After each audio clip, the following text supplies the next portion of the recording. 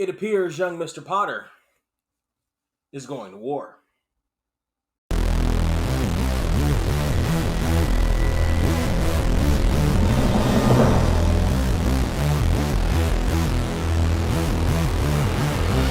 Party people in the place to be. What's going on? It's me if it's Sunday. It must be time for yet another edition of Long Overdue Movie Reviews. We are now at the penultimate Harry Potter movie as we're winding down Harry Potter month here because HBO Max is going to get rid of them pretty soon.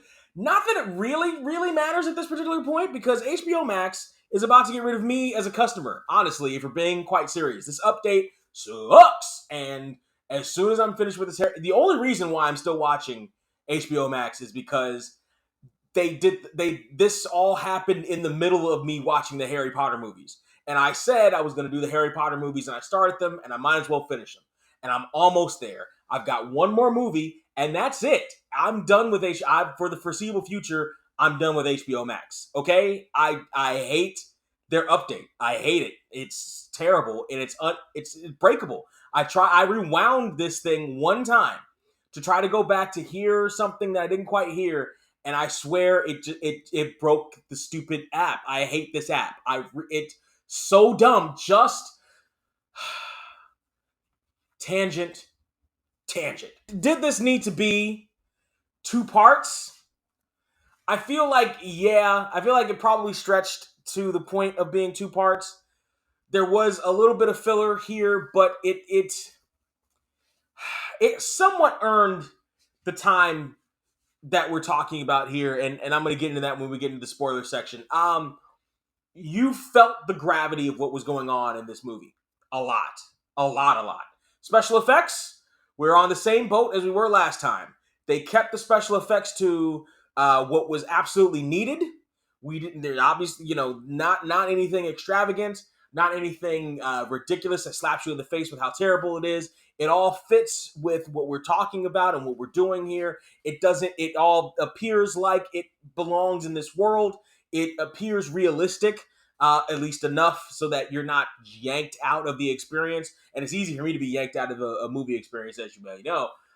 So they did very well with the special effects here. Again, the acting. What are we talking about with the acting? And matter of fact, I might even need to bump it up a little bit because of, like I said before, you felt the gravity of this particular picture. You felt the gravity of what was going on around these characters. You felt the maturity of these characters.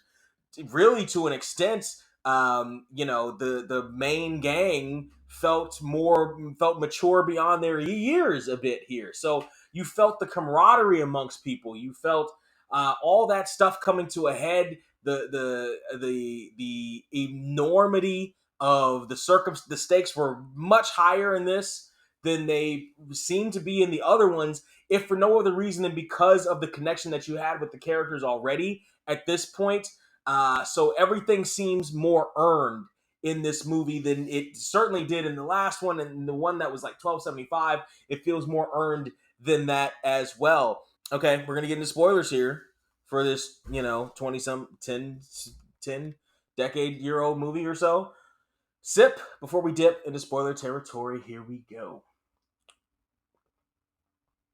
Oh, that's brisk, baby. Harry Potter basically had to, like, his Muggle family. We get to spend a little time with them as they ship the hell out. They gotta go. They know it's not safe for them anymore. They gotta dip, and they leave Harry in that house. Hermione moves her stuff out of the house and then obliterates the mind of her Muggle parents and erases herself from the family photos, etc. Around. She's AWOLing from her family for their own safety.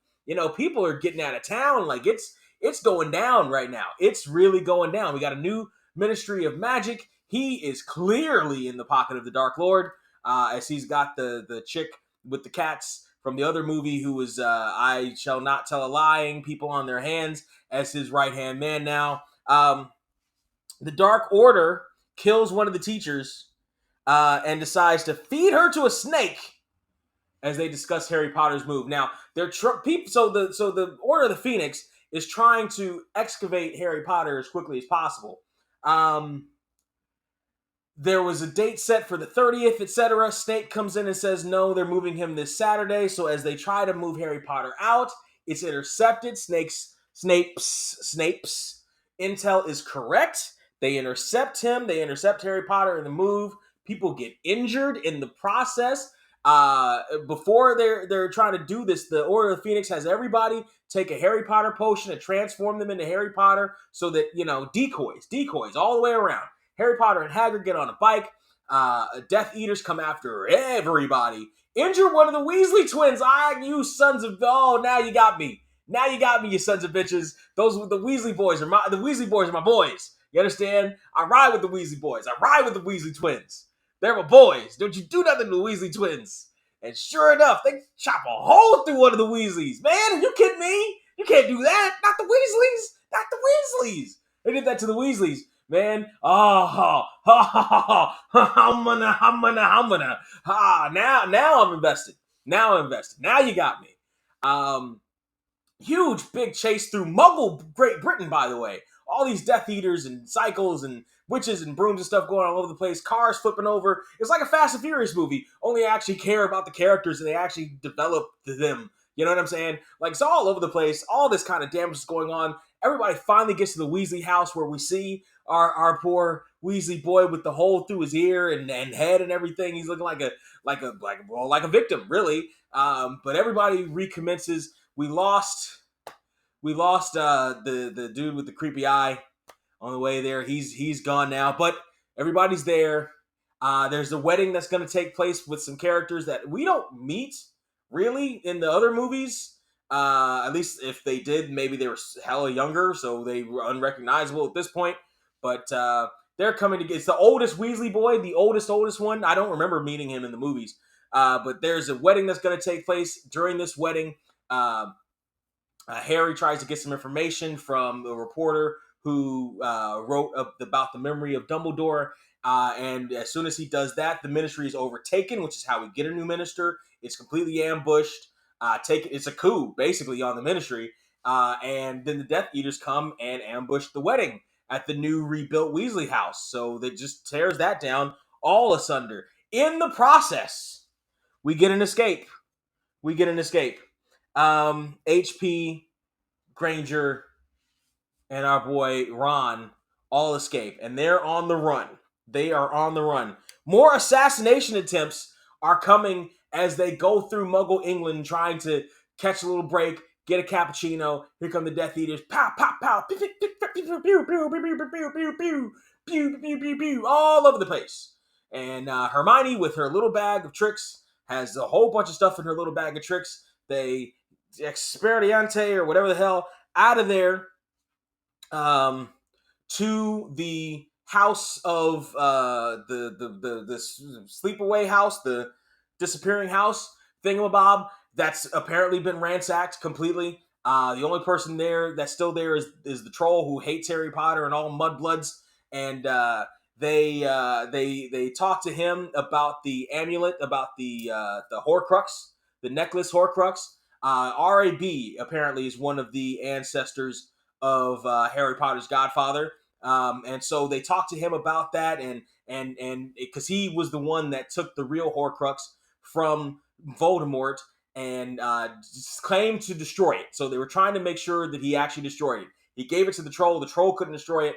The troll, it says that it sold or got stolen or something like that. Then the troll and Dobby find this guy, bring him back to the house.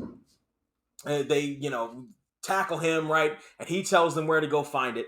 And so the three of them take off to go find this locket. And in doing so, Ron, jeez, the fireworks.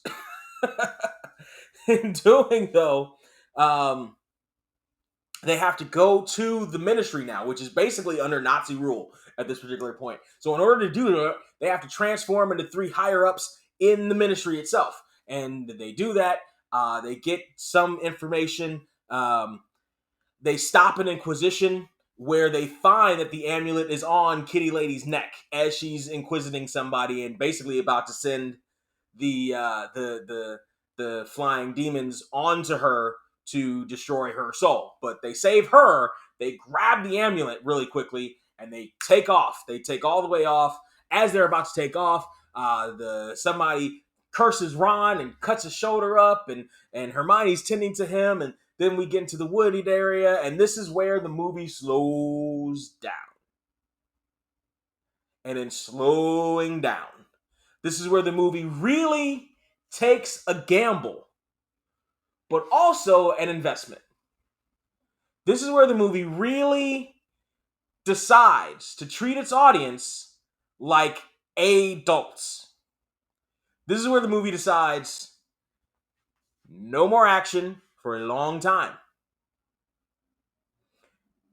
And not to the point of trying to bore our audience so much. That's not their goal. They know what they're doing. The goal of the slowdown is really to give the audience a sense of war. If you've ever watched some of the really critically acclaimed war movies, some of the really accurate war movies, the one of the tank movies, one of the recent ones, I can't think of what it is. That's one of the ones I'm kind of thinking of, or even the documentaries where they actually talk about war. The common explanation of war is huge gaps of extreme boredom intercepted by moments of sheer terror is war. And that's what we get in this section right here, is the long stretches of boredom. But it's not boredom for the sake of boredom. When I say boredom, I don't mean this movie sucks. I don't mean this movie doesn't do this well. I mean this movie actually portrays this portion well. Like that's what they're going for. They're going for that sense of foreboding. They're going for that sense of not loss, but not even emptiness, but you're watching these characters, you're watching their their youth, their exuberance, their energy get kind of sucked out of them by the ravages of time as they're trying to figure out what to do, where to find this Horcrux, what to do once they find this Horcrux. Was it really destroyed? If it wasn't really destroyed, how to destroy it, while they're trying to figure out all this stuff and stay safe with spells around to try to not get captured or seen by this roving gang that's just roving the woods for some reason. Why are you roaming the woods? Like, really? What are you 12? What are you roaming the woods for? Like a gang? Like, what? Your gang is in the woods? What are you, Boy Scouts? Your gang? What are you ganging in the woods for? Anyway, but it's that sense of dread, that sense of foreboding, that sense that they're getting ready for in the middle of a war. It is you desaturate all the colors. Conversations get a lot more muted. Conversations get a lot shorter. Conversations get more to the point. We see some tension in between them as they have this Horcrux, but there are other Horcruxes they have to find. And with the Horcrux, the building of the tension between the three main characters. Seemingly, if you have the Horcrux on, and they have it in the form of a necklace, if you have the Horcrux on, your attitude changes. You're not you when you're wearing a Horcrux. Try a Snickers.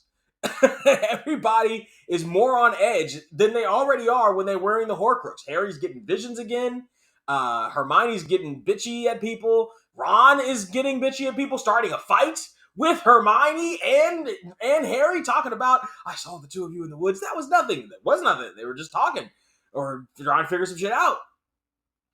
All this stuff. Ron, from that fight, takes off after he gets rid of the Horcrux, which makes you think it's like, well, he got rid of the Horcrux, like he should be better now, right? We saw that. It was like the slime from Ghostbusters 2. It was mood slime. It was a mood Horcrux, right? And it was like, okay, well, you got rid of that, so he should be fine now. But no, he actually takes off.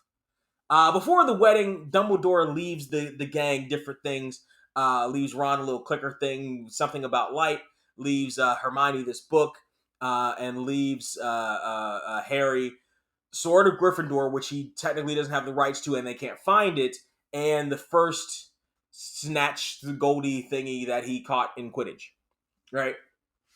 So those end up helping them along their way, as this is an adventure movie, and like a book or video game, etc. You take these little things on the way, and they help you along the way, and they do in fact help them along the way. But it was interesting that section that really dark, dreary section was done exceptionally well. And again, really showed some of the acting chops that we have from these kids. And I gotta say, Rupert Grint stepping up to the plate with his acting skills in that, particularly in that section, really good, really good. I've in all of these, I've never said a bad thing about the acting, uh, particularly from these kids. Like I don't know what magical spell they came up with to find these three particular kids, but they were the right kids at the right time. Like it was just serendipity the way they found them. It was the right in the right time. So along the way, they figure out that the Horcrux can be destroyed by the Sword of Gryffindor, and they got to find the Sword of Gryffindor. That's why Dumbledore left it to Harry in the first place, because he knew that it could destroy the Horcruxes. They travel to the town of Gryffindor, where they see all these different things: Harry's parents' graves, the house where they were killed at, and this old lady watching them in the graveyard. The old lady in the graveyard trick. Dumbledore was pretty smart. Voldemort was pretty smart on that one because he almost got them. The old lady really doesn't say anything. Almost got him. They're in the house. They're trying to figure the stuff out. They're looking around. They're separated. Harry's looking somewhere else. Here comes the old lady. Sheds her skin, turns into a snake, attacks Harry. Here comes Hermione to help save the day. Harry's wand is broken, but they snap themselves out of it. Mind you, Rupert Grint is not there. Ron is gone at this particular point. So they're taking shifts. I guess Hermione is sleeping. Ron is out, or Harry's out looking around, and he's searching, and then he sees this light that leads him to the sword of Gryffindor, and it's in a frozen lake, and he's got to go find this sword. He's got the Horcrux around his neck, so he opens up the ice. He dives in. The closer he gets to it, the more the Horcrux tries to snap him back, to the point of choking him to try to snap him back. Then all of a sudden, here comes Ron. Here he comes to save the day. He comes in. He saves Harry, grabs the sword. We figure out that it's Ron. And then all the team is back together. Not all is well. Hermione is still mad at him. But she says to Harry, I'm always mad at him. So obviously, we know they're getting. And this is the penultimate movie. That's Endgame at this point. That's super duper Endgame. And at this point, we see more flashes of little sis Weasley. So show's gone. There's at this point, that was a nice little infatuation a few movies ago. But at this point, it better be Harry and Miss Weasley. Like Cho can't be the one.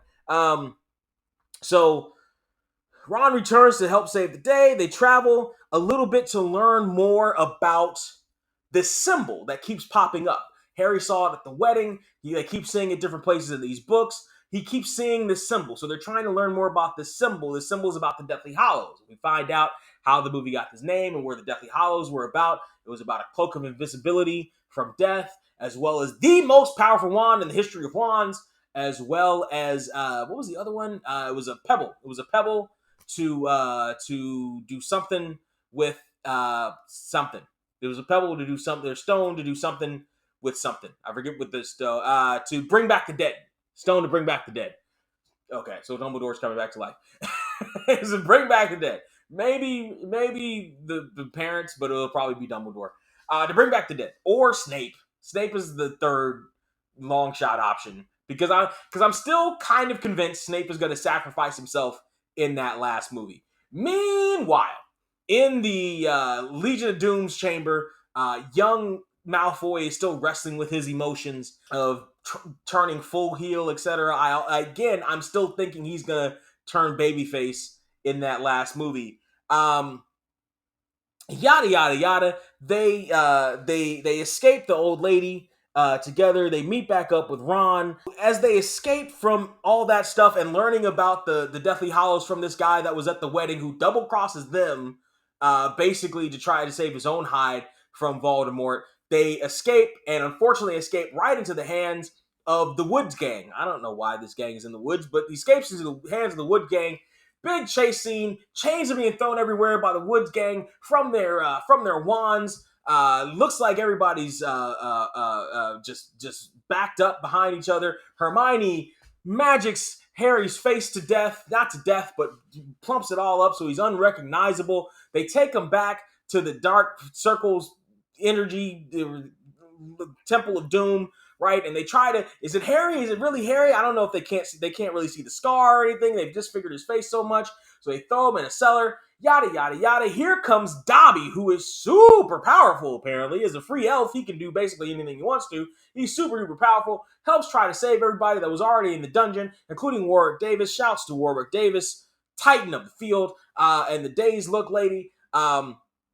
Tried to save everybody, basically does save everybody. Helena Bonham Carter is showing off, finally, in this movie, just how evil she is, right, with Hermione and holding the wand to her neck, and I'm going to kill this bitch, yada, yada, let's have a talk woman to woman, right, all that stuff, right, carves mud blood into her arm in blood, through the wand, just being all super duper evil, right? She wants answers. She's going to get her answers, gosh damn it. But no, here comes Dobby. He saves the day. He starts to teleport everybody away. Helena Bonham throws a knife into the portal with them, stabs Dobby in the chest. That's two. That's two very well-earned deaths in this movie. And I did not think I would say that about Dobby. When we first came across Dobby, I don't even think I really talked about him all that much. When we first came across Dobby, minor character, and I really did get Jar Jar Binks vibes from him. Not full Jar Jar, but 3/4 Jar Jar. He was 3/4 Jar Jar. He had the speech and everything. He was close to Jar Jar. He was pretty close to Jar Jar. And I was like, okay, well, and we didn't see him for a few movies. So I was like, okay, it was passing phase, not going to see him again. Dobby's gone, right? He's, again, well done. Well done as far as special effects. I never had a problem with Dobby's special effects. And they turned it up to 11 here, honestly. He looks really good as far as special effects go in this movie. So when Helena Bonham Carnival threw that knife through that portal and through Dobby's heart, we come onto the beach. First off, when we come onto the beach, they just show the beach. And I'm like, she got somebody because we saw the knife. The big threat was, is the knife going to make it? The knife makes it. So I'm like, somebody got. And I wasn't thinking Dobby. I was just wondering who got. And also, they planted the seed. And they did this really well because in the Chamber of Wizards, right, that's how Ron gets carved up. Like somebody goes through the portal and carves him up. That's how he gets carved up. So initially, you're thinking, somebody maybe get injured, right, as we're moving on towards the end of this movie. No. Through the chest as a doornail. And before we do that, before he chips off, he stands there and he's disarming all the wizards around him. Helena Bonham is, how dare you, you little troll? How dare you look back, talk to your masters? And Dobby's like, no, Dobby is a free elf. Dobby answers to nobody, bitch. I'm Dobby. I'm fucking I'm Dobby. How dare you? You know who I am? Do you know who I am? Said it with his chest. You know who I am. I am Dobby. You are Dobby. You are worthy. 2 well-earned deaths. And I'm sitting there at the end of this stupid movie. And I'm thinking to myself, wow.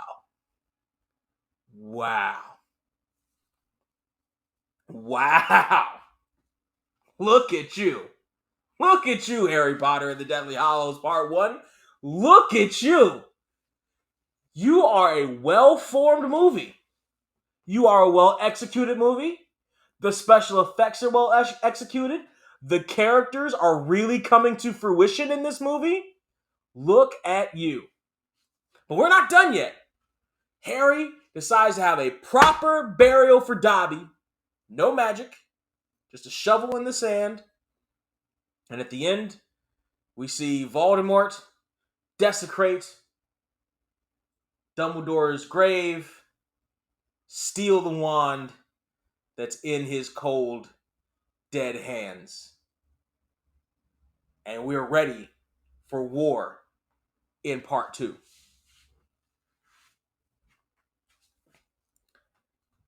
Now, you have a movie. Now you have a fucking movie. Harry Potter and the Deathly Hallows, Part 1, out of $15, is worth $14.50. You have a film. You have a film. This is what I was waiting for. This is what I was waiting for. All the hype. This is what I was waiting for. The fruition of a whole lot. And we're ready for part 2. If you're watching this, everything's been built up. This is the go home Raw. For if we're going back to wrestling terms, this is the go home Raw. This is the SmackDown. This is the last televised show before we get to WrestleMania. This is what we're talking about. This is how you build it up. Sacrifices made appropriately, the right ones, the right levels of the right ones to get you invested, to the right characters to get you invested. The time fits, and they use all of it well. The maturation of how good these actors have been and have become in play with all the veteran actors that surround them. The emotions, again, the maturation of the character development of some of these people, the weight, the gravity of the situation, very well felt throughout this entire movie. Slight little breaks of tension, but we're not talking about a funny movie. Slight little breaks of tension, because you can't have 3 hours of just depression, but done intermittently so as not to overpower anything. This is a film. This is a film. This is the one we've been waiting for. This is a film. This is a film. We finally got it. Austin has stunned, or not really. Austin has gotten beaten down by the corporation enough. A couple of his allies have gone by the wayside now. He's looking injured. He seems down and out. He's a little depressed. He doesn't have his title. We've seen the other guy hold the championship wand in the air. Ah! The Rock holding it in the air in triumph as he's looking down on Stone Cold Steve Austin's battered, bruised body, looking up at The Rock. And now we're ready for that clash. This is a film. This is a film. Wand's down. Wand's down. This is a film. This is a film. Now comes the raging climax. Now comes the raging climax. And honestly, for I think the first time, not the first. There was another one where I was looking forward to seeing how they progress. So I forget exactly which one that was. But there was another one where I was looking forward to seeing how they progress. I'm 187% looking forward to watching this. 187%. I can't wait to watch this and see how it all wraps up. Because as of this point, masterful job. Masterful job. Very well done. Very well done. Very, very well done. Very well done. Why is it not 15? I just don't feel the 15. I don't feel the 15 here just yet. Not quite perfect. I don't feel the 15 here just yet. I might watch it another time somewhere down the line and feel the 15. But I'm not feeling it here just yet. But this is what I'm talking about. Very damn close. Very damn close. This is how you do it. This is how you do it. This is how you do it, folks. This is how you do it. Party people, tell me what you think of my review. I know. It's the greatest review of all time. Of all movies of all time.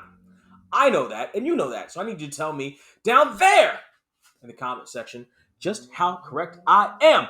Also need you to go into the description in the comments or above the comments and go to the How Do We Even Get Here podcast. It's your new favorite podcast. You know it is, me and my homeboy Trey. We do a podcast every Thursday here on YouTube and your favorite podcasting platforms. We're on 13 of them mugs at this particular point in time. Find your favorite. Come along. In the meantime, in between time, I'm going to get out of here because pretty soon I got to watch this other Harry Potter movie. And I think it's going to be a good one. I'm predicting good things, young Harry. In the meantime, in between time, cheers.